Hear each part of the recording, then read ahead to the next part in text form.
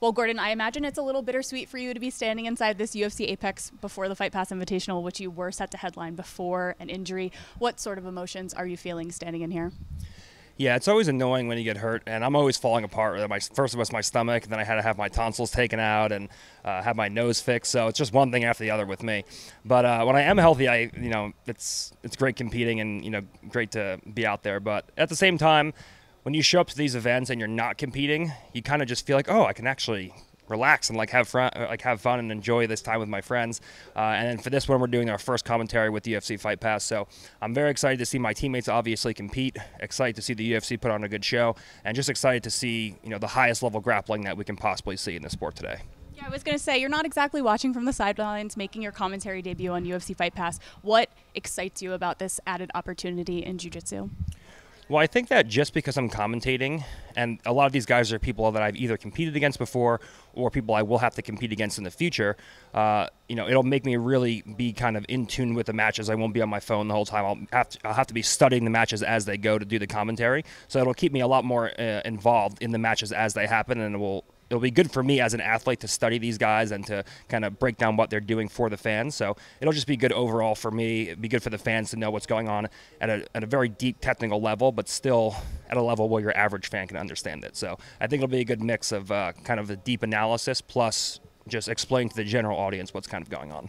Well, we're very excited to have you. And how big is it for the sport of jiu-jitsu to have a platform like UFC Fight Pass that can broadcast some of the best talent the sport has around the world? Yeah, I think that this is probably the biggest thing that's happening for the sport of jiu-jitsu right now. I think that, between the UFC and ADCC happening at T-Mobile this year, I think that having the UFC really kind of envelop themselves in promoting grappling is so huge for the sport of jiu-jitsu, because there are so many millions of MMA fans that are so close to being converted into jiu-jitsu fans, and we're just right on the brink of being able to do that. I think that it's much more difficult to convert a regular person who doesn't watch martial arts at all to being a jiu-jitsu fan than it is someone who's already heavily involved in the UFC or mixed martial arts. So I think that the conversion rate is going to be much higher from the UFC than it is just streaming a random jiu-jitsu event and trying to get new fans who don't know anything about martial arts and then bring them into being jiu-jitsu fans. Well, you mentioned teammates being on this card, past opponents, maybe future opponents. I imagine no one in this absolute division is a friend, but is there any match that you're most excited for tomorrow? There's a couple of matches I'm very excited for. Obviously, I was supposed to compete against Mason Fowler, but I got injured, so I'm very interested in watching his match, studying his match, seeing what he has to do, and what kind of creative ways he has to work around the problem that is Haizam Rita. Yuri Smoes, I'm scheduled to compete against at the ADCC Super Fight next year, so we've competed a bunch of times, but I want to see what he's kind of doing new and what kind of tricks he has.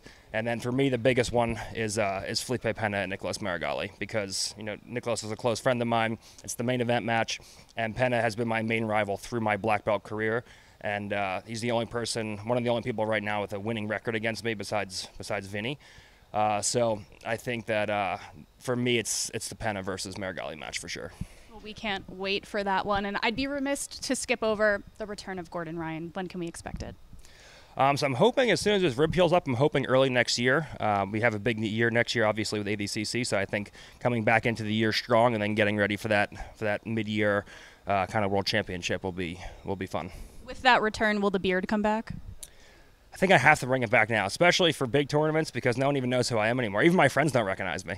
He's going incognito on the broadcast, guys. Make sure you catch the first two matches of this UFC Fight Pass Invitational live and free on YouTube and Facebook. And then from there, the rest of the card will be broadcast exclusively on UFC Fight Pass worldwide.